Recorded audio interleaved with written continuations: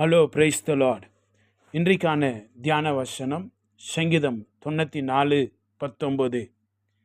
என் உள்ளத்தில் விசாரங்கள் பெருகுகையில் உம்முடைய ஆறுதல்கள் என் ஆத்துமாவை தேற்றுகிறது. இந்த வார்த்தைகளுக்காய் கர்த்தருக்கு மகிமை உண்டாவதாக. என் உள்ளத்தில் விசாரங்கள் பெருகுகையில் உம்முடைய ஆறுதல்கள் என்னை தேற்றுகிறது என்று தாவீது சொல்லுகிறதை நாம் கவனிக்கலாம். இன்றைக்கு இந்த உலகத்திலே நமக்கு பலவிதமான எண்ணங்கள் வந்து போய்கொண்டே இருக்கிறது. அவைகளிலே நல்ல எண்ணங்களும் இருக்கிறது, பலமுள்ள எண்ணங்கள் இருக்கிறது, தீமையான எண்ணங்கள் இருக்கிறது. ஒரு சில எண்ணங்கள் சோர்வடைய செய்ய வைக்கிறது, ஒரு சில எண்ணங்கள் பயத்தை கொண்டு வருகிறது, ஒரு சில எண்ணங்கள் திகிலை கொண்டு வருகிறது.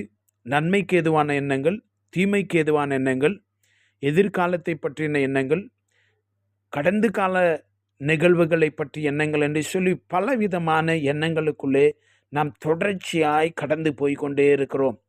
ஆனால் வேதம் சொல்லுகிறது ஒன்று என்ன தெரியுமா?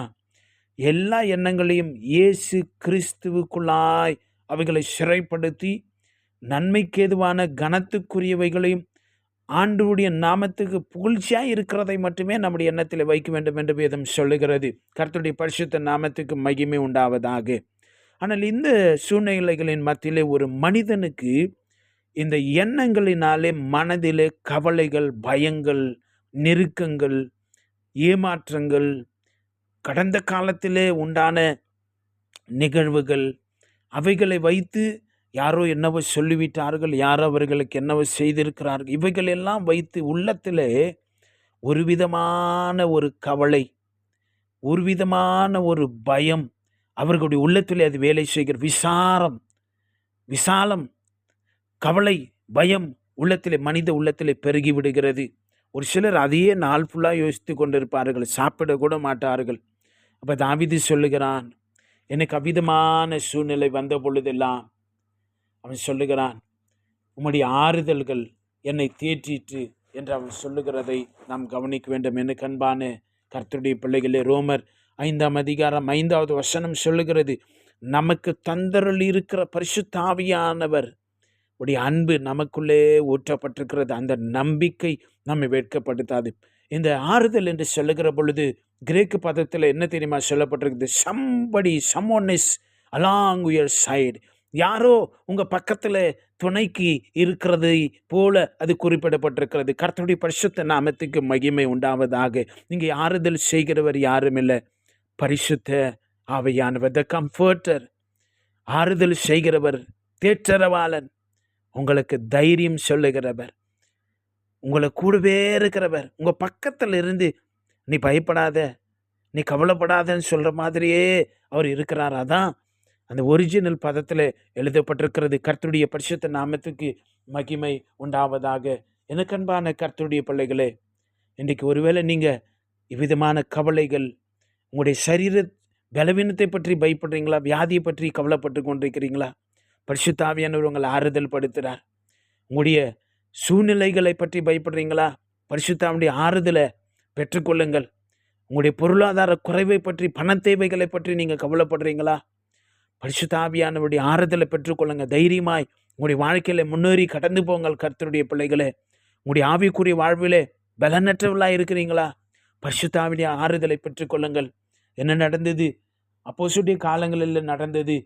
அப்போஸ்தலர் 9:31 வசனத்தில், அப்பொழுது யூதேயா, கலிலேயா, சமாரியா நாடுகளிலெல்லாம் சபைகள் சமாதானம் பெற்று பக்தி விருத்தி அடைந்து கர்த்தருக்கு பயப்படுகிற பயத்தோடும் பரிசுத்த ஆவியின் ஆறுதலோடும் பெருகின. கர்த்தருடைய பரிசுத்த நாமத்துக்கு மகிமை உண்டாவதாக.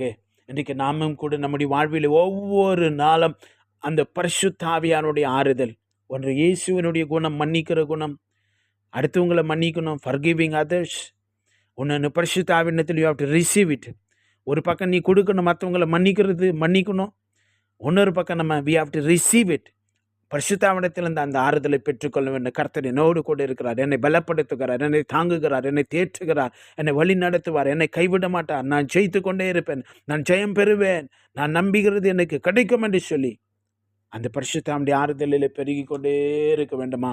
கர்த்தருடைய பரிசுத்த நாமம் மகிமைப்படுவதாக. தேவனாகி கர்த்தர் நம்ம ஆறுதல் அடைகிறது மட்டுமல்ல, நம்ம மற்றவர்களையும் ஆறுதல் படுத்த வேண்டும் என்பது தேவனுடைய சித்தமாய் இருக்கிறது. கர்த்தருடைய பரிசுத்த நாமம் மகிமைப்படுவதாக. அப்போஸ்தலனாகிய பவுல் 2 கொரிந்தியருக்கு எழுதின புஸ்தகத்தில் 1:4 நாம் இவ்விதமாய் படிக்கிறோம். தேவனால் எங்களுக்கு அருளப்படுகிற ஆறுதலினாலே, the comfort is given by God. அந்த ஆறுதலினாலே எந்த உபத்திரங்களிலும் அகப்படுவர்களுக்கு நாங்கள் ஆறுதலை செய்ய திராணி உள்ளவளாய் இருக்கும்படிக்கு எங்களுக்கு வரும் சகல உபத்திரவங்களையும் அவரே எங்களுக்கு ஆறுதல் செய்கிறவர்.